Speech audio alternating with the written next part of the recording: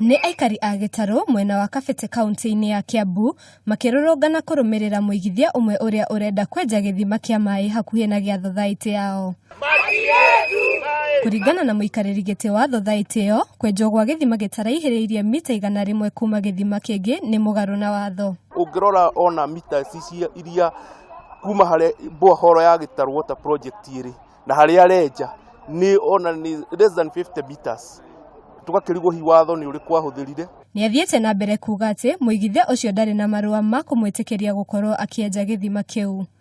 Water Resource Management Authority makĩhe mũndũ authorization ya kwenja maĩ, no nginyagia kũgĩa na public participation, ona andũ magathiũrũrũka ũguo makorio ciũria cia mũthemba ũcio, ona nema ndĩngĩkũhe kĩrĩa license ya kwenja maĩ mantu, no nginya gũkorwo wĩna license ya nema.